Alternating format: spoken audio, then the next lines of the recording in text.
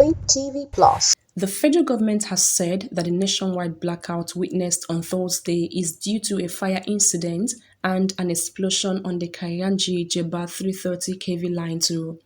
Power consumers, however, kicked against the unending excuses of the government as regards power generation and supply in Nigeria, despite privatizing the generation and distribution arms of the sector since November 2013. On Thursday, there was widespread blackout across the country following the total collapse of Nigeria electricity grid early Thursday morning. In other reports, President Bola Tinubu on Thursday said that the former governor of Rivers State, Nyesom Wike, is not just the FCT minister but his advisor. Tinubu stated this when he welcomed the high-power 62-man delegation from Rivers State at the presidential villa, Abuja. He told Rivers State stakeholders that he has heard their cries on infrastructural development, especially on the dilapidated Elementary Junction 1 axis of the east-west road linking the Port Harcourt refinery. The president, in a statement issued by his special advisor on media and publicity, Ajuri Ngelale, was quoted as saying, "The Honorable Minister Wike is not just the Minister of FCT, he is also my advisor and an admirer of mine. He has hit the ground running and he should be encouraged by the state."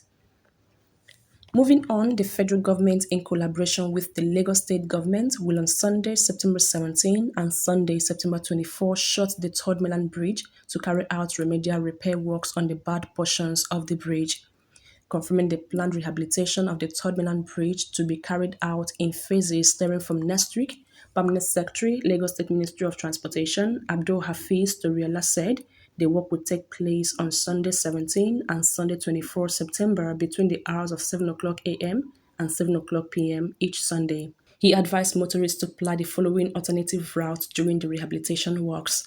Route 1, the Lagos-Ibadan Expressway Alapere Ogudu axis inward Lagos Island will be diverted towards Badaga Oshodi Expressway to link Ikorodu Road, Funshaw Williams Avenue to access Eko Bridge and Lagos Island.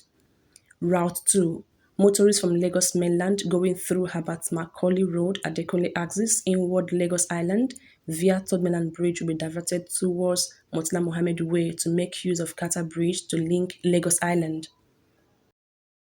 The leadership of the Labour Party has chided Nobel laureate Wole Soyinka for accusing the party of attempting to hoodwink Nigerians into believing that its presidential candidate, Peter Obi, won the contentious February 25 election. The objection is coming in the wake of Soyinka's declaration on Wednesday at an event titled The Lives of Wole Soyinka, a dialogue which was held in South Africa. The renowned writer has stressed that the Labour Party was aware that Obi came third, but the leadership persisted in playing Bajue, meaning to force a lie on the people, especially the youthful population. President Bola Tinubu has approved the establishment of a presidential committee to reform the livestock industry and to provide long-term solutions to recurring clashes between herders and farmers in the country. According to a statement signed by the special advisor to the president on media and publicity, Ajuri Ngelale, the president announced the establishment of the committee on Thursday in Abuja. The president gave the approval following the submission of a report from the National Conference on Livestock Reforms and Mitigation of Associated Conflicts in Nigeria.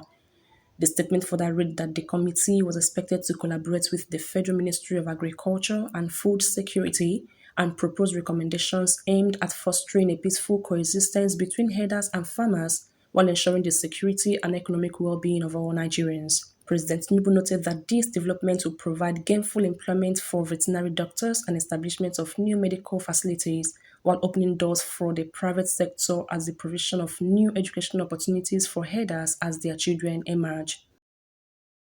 And finally, in Ogun State, an Ogun State High Court sitting in Ijebu has dismissed an ex-parte application filed by the suspended chairman of Ijebu East local government area, Mr. Wale Adedayo, which prayed the court to stop further investigations and actions by councillors of the council probing him on allegations of financial mismanagement. In its ruling on the ex-parte that was argued by O.T. Are, standing in for A.M. Koteye SAN on behalf of Adedayo, the presiding judge, Justice A.A. Omoniyi, dismissed the application in its entirety.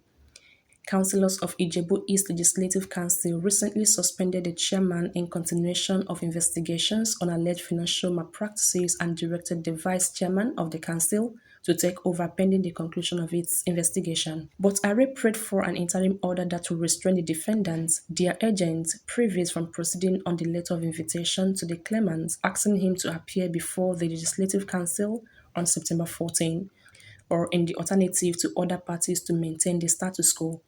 In its ruling, the court noted that the application by the plaintiff was not timely since he had received a notice on August 31st of the said resolution but waited till September 11 before filing his application. The claimant was ordered to put the defendant on notice and come back for the hearing of the originating summons on September 22nd, 2023.